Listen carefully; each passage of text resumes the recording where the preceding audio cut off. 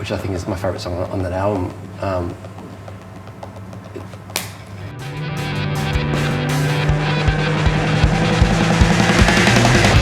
Yeah, Hey Driver for me, I mean, it's still the one that captures a really nice balance between metal and indie and the whole thing. And I don't know, I just think it's a really good song. It's just a great song. And I wouldn't say that about many of stuff that I've written, but like I love that track.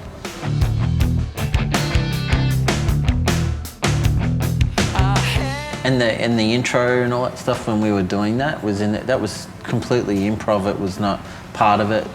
So we're in the studio and we're sort of like dinking around and all that kind of thing. And I remember friends listening to that for the first time, particularly at the time, going, "Okay, you guys are.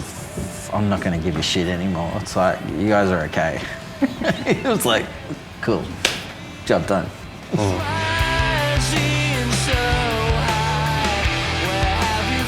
Very much capturing a period of my life where, you know, it was, look, I mean, I've always had anxiety issues over the years, but back then it was certainly kind of amplified. The anxiety can certainly be a driving force. That song was very much capturing that for me, lyrically, it was capturing that sort of, hey, it felt like you're being driven by a force out of your control, which was the driver. Don't take me too far down this road. It's like, do we want to go down the road or do we not want to go down the road because it's a mixed bag, you know? That's essentially what that song was trying to capture, and I felt like, I felt like it captured it relatively well for me. Yeah, Defy.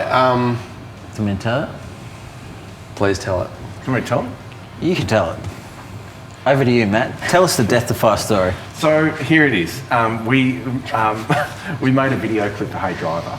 This guy, Brad Lawson, helped us to do that. It was pretty low budget. He followed us around with a camera and we cut it up and drove around the valley or something.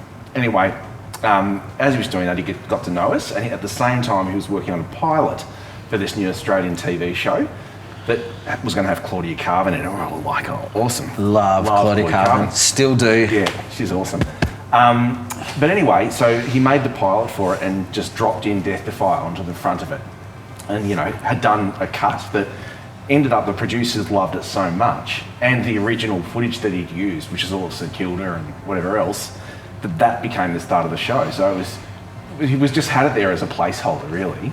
And then, you know, the show took off, and I noticed that it's recently been re-released on Netflix. And do you know the ironic part of it is because I was literally, at the time, a St Kilda boy, lived up on St Kilda Road, all those things that were happening. I ended up becoming quite good friends with Michael Gorman, who was in the show later. And I was living out my boyhood fantasy again, in St Kilda, and now it was on television and all that kind of thing, and we had the soundtrack to it. But it was a total accident, and it actually, Defy was released as a single and came out like, did it make top 50? I don't think it did. I don't think it did. Maybe it did. And no one gave a shit. And then all of a sudden it's all over television show and everyone's like, well, you guys are sold out. And you're like, well, clearly not. Like, it was like... That didn't bother me. It was more the fact that... people were like, oh, it's such a great song, blah, blah, blah. And you're like, it's been out for like a year. It's just amazing the power of TV. Like, it really kind of opened my eyes to that concept of just... It legitimises not being heard. Like, you just, like, so many bands are just a victim to never being heard. American Shoes as a track, musically, I remember going to see She Had. The song sounds nothing like She Had at all, but I remember seeing She Had at the Hallam Hotel. I remember they had one song which I remember the Junga. I was like, that's a cool like riff. I'm like, I want to rip that off basically. Offbeats. It ends up the thing about writing songs when you try to rip off a track. It always comes out. You start with an idea, it comes out as something completely different, and that's obviously the case with American Shoes. And so musically, that's kind of was the genesis of that. And I don't think I ever said that before. She had, I don't know. So we could be together. It was a big song for us though, American Shoes, because it was the first time I remember when we went up to Sydney and it had been played on the radio, and all of a sudden we'd sold out gigs. We got to Brisbane, sold out gigs, and it was like, oh, okay, this is actually happening. Hottest 100, yep. Yeah, and I found... Where's it gone? In your annals? In my bag of tricks that I found. Damo's autobiography. I found this great poster of American Shoes back in the day. And as you can see, at the SB where we are now, and it and things just and I think was it officially the first song off 5 Star?